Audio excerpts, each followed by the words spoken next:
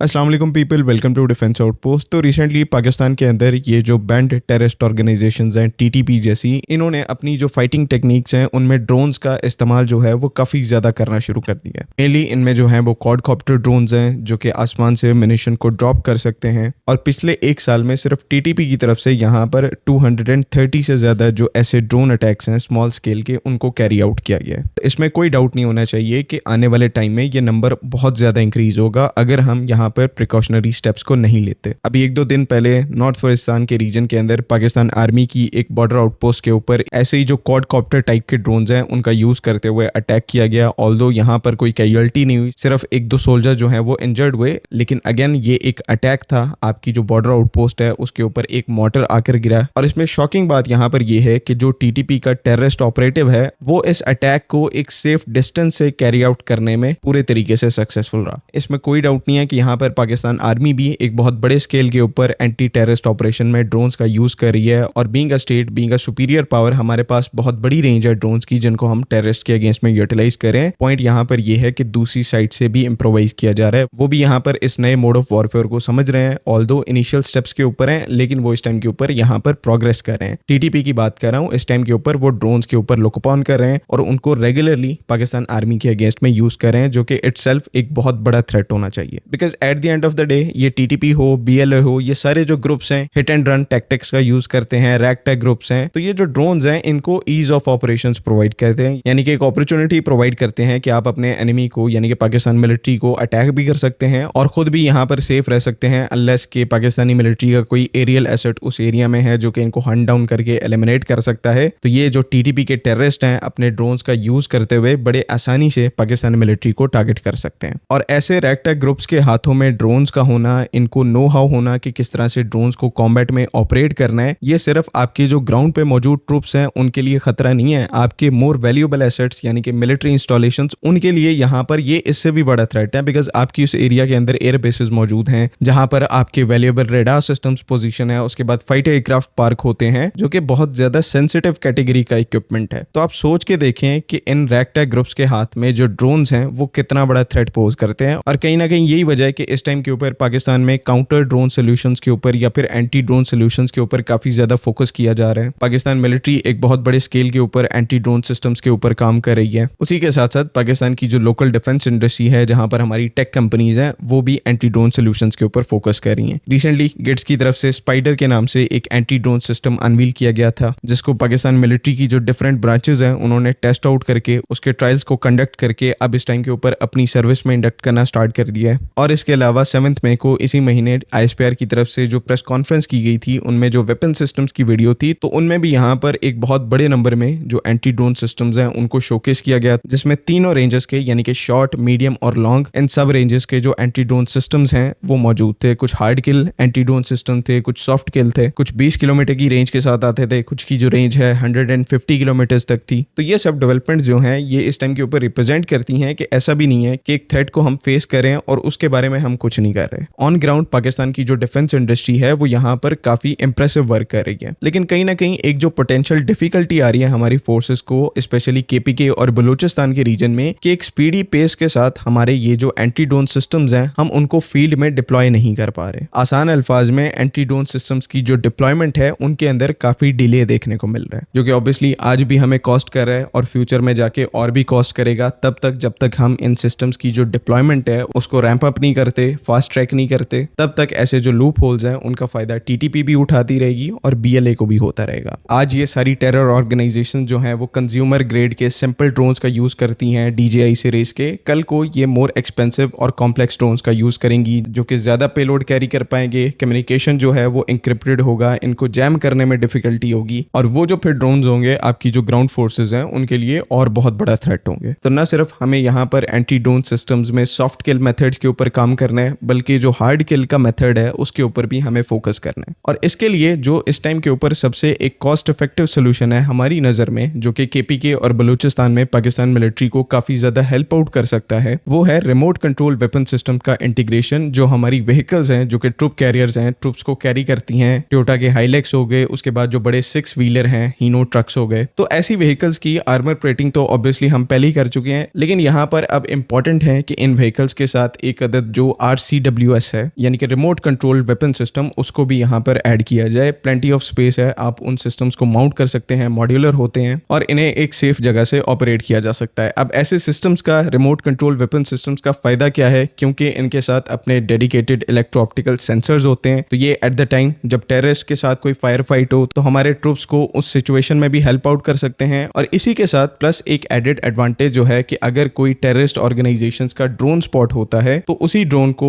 ये जो remote control weapon system है अपने इलेक्ट्रो ऑप्टिकल सेंसर्स का यूज करते हुए लॉक करके शूट डाउन भी कर सकते हैं। तो एक ही सिस्टम के साथ आपको दो एडवांटेजेस हैं और हमारे हिसाब से इस टाइम के ऊपर हमारे ट्रूप्स को ऐसी जो कॉस्ट इफेक्टिव अप्रोचेस हैं उनकी काफी ज्यादा जरूरत है, जहां पर आपको कोई लंबी चौड़ी मॉडिफिकेशन भी ना करनी पड़े, आपके ट्रूप्स को फायर पावर भी ज्यादा मिल जाए और ड्रोन वॉरफेयर के कॉन्टेक्स्ट में आपको एक हार्ड किल एंटी ड्रोन सिस्टम भी मिल जाए। तो ऐसी अप्रोचेस को इमीडिएटली इंप्लीमेंट करके लॉन्ग टर्म में आप एंटी ड्रोन सिस्टम्स के ऊपर काम कर सकते हैं, उनकी जो लार्ज स्केल डिप्लॉयमेंट है उसको कंप्लीट कर सकते हैं। बिकॉज अगेन आपको वो चीज रिमेंबर करनी पड़ेगी कि ये सिर्फ आपके ऑन ग्राउंड सोल्जर के लिए थ्रेट नहीं है, ये TTP और BLA जैसी ऑर्गेनाइजेशंस का ड्रोन्स को यूज करना, बल्कि आपके जो हसास मकामात हैं, सेंसिटिव इंस्टॉलेशंस हैं, उनके लिए भी ये एक बहुत बड़ा थ्रेट है। जो एक पॉजिटिव एस्पेक्ट यहाँ पर एग्जिस्ट करता है वो ये है कि हमारी जो मिलिट्री है उनकी तीनों ब्रांचेस में से जो पाकिस्तान एयरफोर्स है वो एंटी ड्रोन सिस्टम्स की एडॉप्शन में सबसे ज्यादा तेज है। इस टाइम के ऊपर अगर आप बात करेंगे तो हमारी जो सारी एयर बेसेस हैं उनके ऊपर डेडिकेटेड एंटी ड्रोन नेटिंग जो है वो कर दी गई है, यानी कि डिफरेंट टाइप के जो एंटी ड्रोन सिस्टम है उनकी एक लेयर को इस्टेब्लिश किया गया है जो कि हर टाइप के, हर कम्युनिकेशन प्रोटोकॉल की टाइप के जो ड्रोन है उसके अगेंस्ट में जो हमारी एयर बेसेस हैं उनको काफी अच्छी प्रोटेक्शन प्रोवाइड करते हैं। तो इन एंटी ड्रोन सिस्टम्स में पाकिस्तान एयरफोर्स ने तेजी दिखाई है चीजों को किस तरह से फास्ट ट्रैक करते हुए आज हमारी जो एयर बेसेस हैं उनकी एयर डिफेंस कैपेबिलिटीज इतनी ज्यादा प्रोमिनेंट हो चुकी हैं कि वो लार्ज स्केल के जो ड्रोन अटैक्स हैं उनको सस्टेन कर सकती हैं और एयरबेस को प्रोटेक्ट कर सकती हैं। तो इसके ऊपर जो एप्रिसिएशन है वो पाकिस्तान एयरफोर्स के लिए बनती है और यहीं पर पाकिस्तान आर्मी को थोड़े बहुत लेसन्स लेने चाहिए, क्योंकि हम एक एक्टिव कॉम्बैट एनवायरनमेंट में हैं KPK और बलूचिस्तान में, तो आर्मी को भी इस डोमेन में अपनी जो प्रोग्रेस है उसको फास्ट ट्रैक करने की जरूरत है। लेट अस होप कि ऐसा ही हो। बाकी आई होप कि तमाम चीजें यहाँ पर क्लियर हैं। अगली वीडियो तक के लिए अल्लाह हाफिज़।